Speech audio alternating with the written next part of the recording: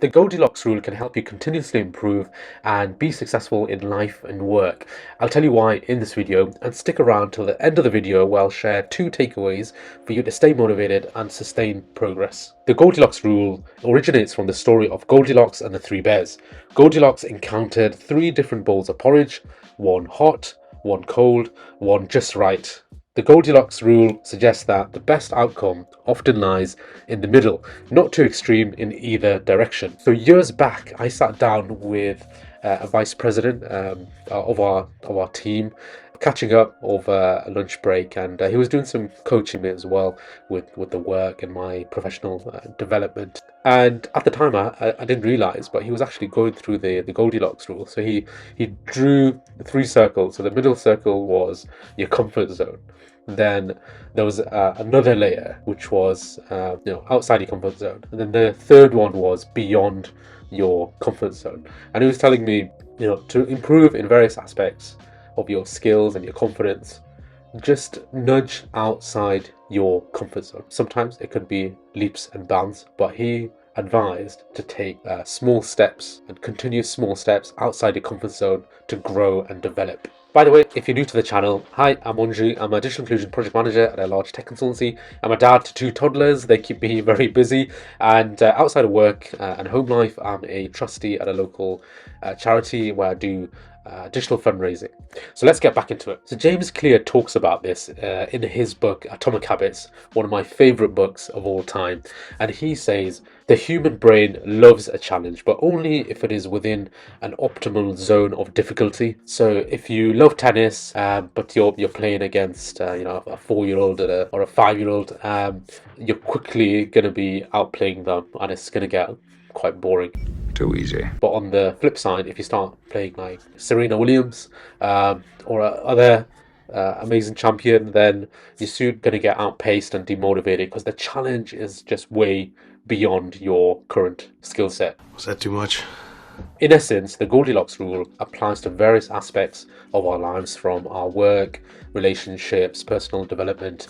It's about finding that just right balance to sustain and continue your motivation. So I'll go through a few examples.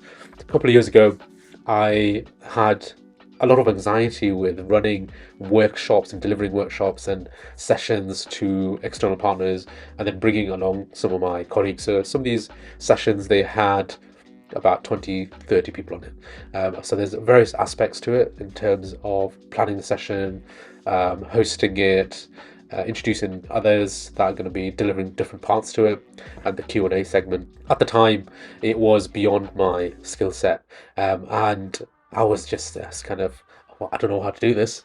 My lack of confidence was very apparent, but doing it one bit at a time really helped. So what I did was, my manager delivered most of it at the beginning, and she designed some of it, and then I did one aspect of that session, and then bit by bit I started doing more and more, and then eventually I took over and I was delivering that whole workshop independently, and then another workshop and another different type of workshop and another different session, and then moved on to designing the sessions. And then now, years later, I am actually covering the full delivery of the year, and training others and coaching others now to deliver these sessions. So it started with a little step outside of my comfort zone, and then just continuously on that kind of edge, and then before you know it, over time, I've grown in confidence, and I'm delivering like literally 100 times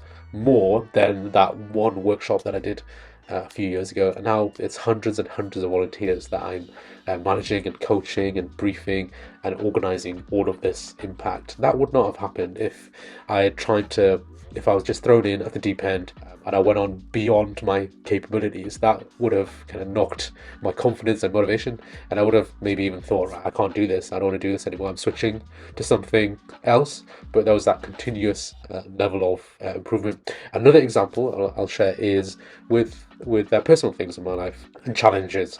I did Kilimanjaro about 7 years ago now. It's been a while.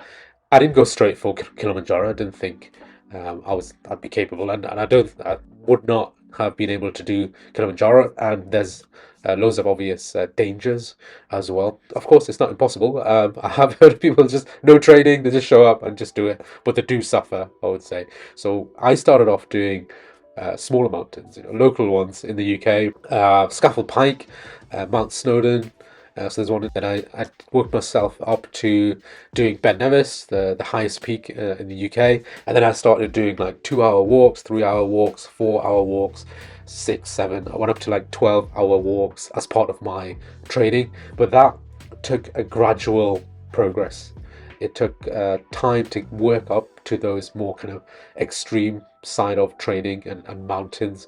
And then I went on to do the Machu Picchu trail, and then ultimately Kilimanjaro. I think Kilimanjaro may have it certainly pushed me quite a few steps out my comfort zone, and then touching that kind of beyond the comfort zone. Because after I came back afterwards, I was thinking, right, no more extreme treks.